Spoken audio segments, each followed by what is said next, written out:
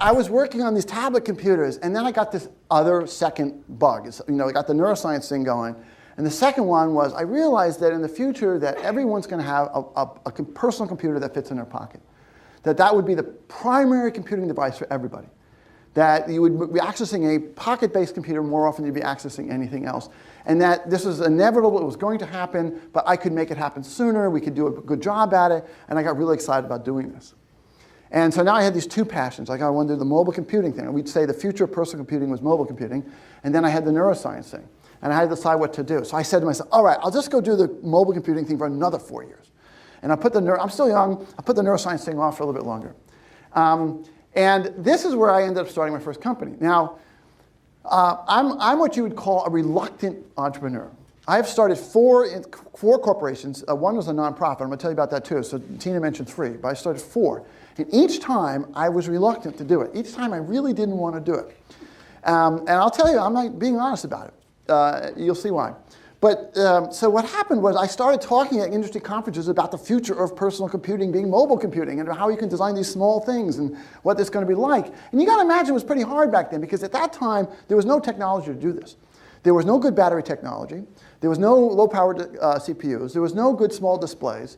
There was not even good packaging technology. No one was doing anything with wireless. The internet didn't exist as a consumer phenomenon, and nobody had cell phones.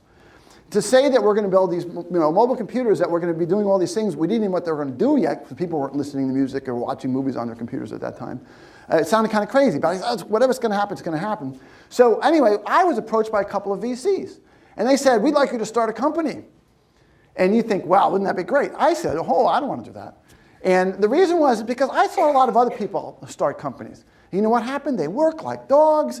They got divorced. They sold their house. This looked like a miserable lifestyle. And I'm not into that kind of lifestyle. I don't work weekends. And I don't work long hours. And I'm like, I don't want to do that. So they said, well, we'll help you. I said, okay, I'll only do it if you really help me. I'm going to promise, here's what you're going to do and blah, blah, blah. I said I'm going to hire someone to run the company, but I don't want to do it right away. They didn't believe me, by the way. They thought that my VCs thought that I really did want to run the company, and that I was just kind of trying to convince them. But I really didn't want to run the company, but I said, all right, but it's worth it because it's such a cool idea that we're going to build these mobile computing devices, and that was going to be great. That's how Palm got started in January of 1992. And now, like a lot of startup companies, Palm had its problems. It almost went out of business. Its first products were a complete failure. We partnered with Casio and Tandy and some other companies, America Online and so on. It was a total mess. And we had this product called the Zoomer, which came out at the same time as the Apple Newton. So we were the second fiddle to the worst product ever. So it was really bad. Casio versus Apple. And Apple fails, Casio's not going to do anything. So that's our situation. But you know what? We had $3 million in the bank. We had 27 employees. Our investors, all except for one, all investors said, this is a failure, we're getting out of this. But we had $3 million left. We couldn't raise any more money. So we said, okay, what are we going to do? And we said, let's keep going after. We're passionate about mobile computing. Let's do it. Let's try to figure it out. So we went back and we interviewed all our customers who bought the Newton and bought the Zoomer and so on. We said, what did you want this thing to do? And they said, well, I wanted it to be a paper like my organizer, but synchronized with my assistant and so on. So we listened to these people and we said, okay, we're up against paper. We're not up against computers. We're going to make an electronic organizer that's a handheld computer. And that was what became the Palm Pilot. We developed the product for $3 million. We didn't have enough money to bring it to market. There's no way in the world that anyone would fund us, even though we were on the verge of having one of the most successful consumer products of all time. So we actually sold the company for $44 million, which some people thought was like miraculous. How did you get that amount of money for a failed company? Other people in hindsight said, oh my God, you gave the company away. But anyway, we sold it to US Robotics. But the entire team stayed on because we were still passionate about this mission of mobile computing. So there we were. The company went through a series of acquisitions. It was now being owned by 3Com. 3Com was mismanaging it. Now, one thing I should tell you, when I started Palm, it was in my employment contract that after 4 years, I could go do neuroscience.